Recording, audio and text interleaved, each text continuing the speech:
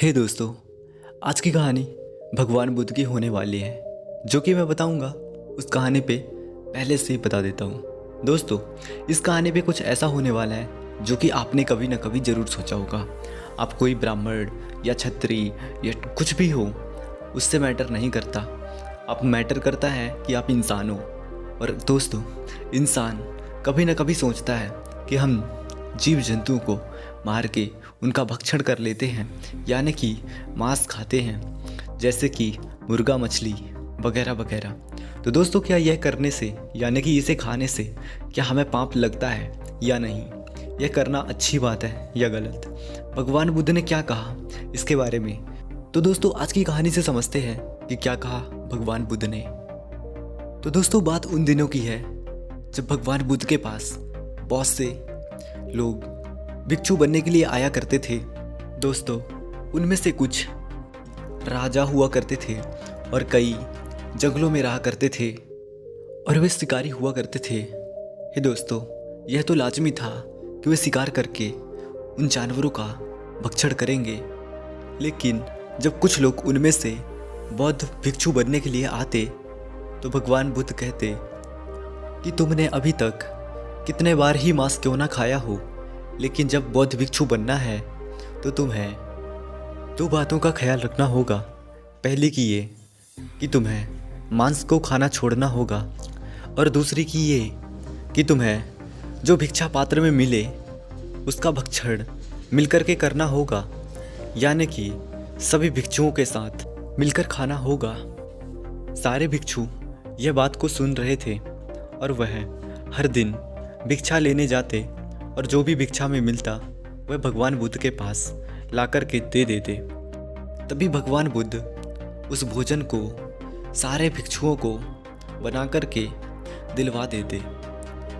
एक दिन की बात है, दो भिक्षुओं को भगवान बुद्ध ने भिक्षा लेने के लिए भेजा। तब वे दो भिक्षु एक शहर की तरफ चले गए, लेकिन उन दोनों भिक्षुओं को किसी ने भिक्षा नहीं दी।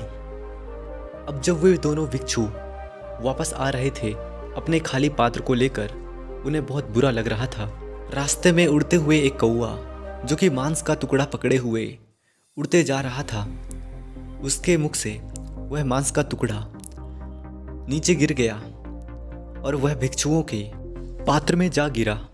हे दोस्तों, वह दोनों भिक्षु यह देखकर घबरा गए, क्योंकि भगवान बुद्ध ने तो एक बात कही थी जो कि यह थी कि तुम्हें मांस को छोड़ देना है, उसे खाना नहीं है। और दूसरी बात, जो भिक्षा पात्र में आपको मिले वह ग्रहण करना है, यानी कि उसका भक्षण करना है, यानी उसे खाना है। हे दोस्तों, वह बहुत मुसीबत में पड़ गए थे कि अब क्या करें। तभी वे भगवान बुद्ध के पास पहुंचते हैं और कहते हैं, हे बुद्ध, हमारे भिक्षा पात्र में एक कौवे का मांस का टुकड़ा नीचे गिर गया है, तो वह अब क्या करें? अगर हम वह मांस के टुकड़े का भक्षण करते हैं तो दूसरी बात सत्य हो जाएगी, लेकिन पहली बात का उल्लंघन होगा कि हम पहली बात का उल्लंघन कर देंगे कि हमें मांस नहीं खाना था, लेकिन हम उसे खा लेंगे। तो अब क्या करें?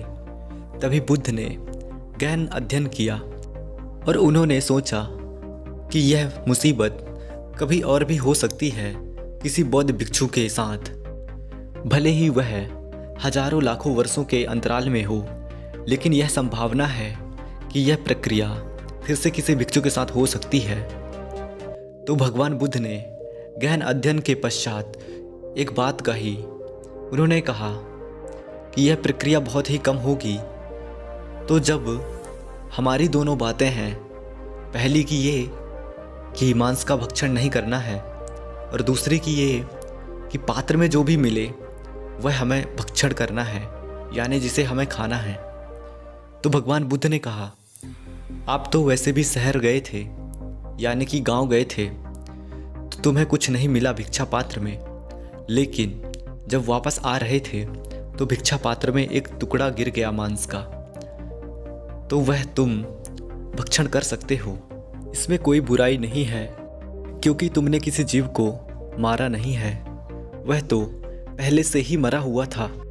तो तुम इसका भक्षण कर सकते हो, लेकिन याद रहे कभी किसी जीव को मार करके उसका भक्षण नहीं करना है।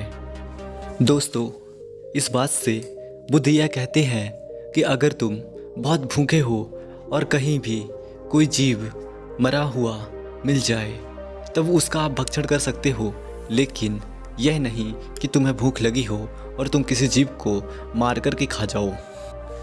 दोस्तों, अगर वीडियो से कुछ नया सीखने को मिला हो तो वीडियो को लाइक और चैनल को सब्सक्राइब जरूर कर देना। आपको ऐसे ही इंटरेस्टिंग स्टोरी मिलती रहेंगी तो सब्सक्राइब जरूर कर देना।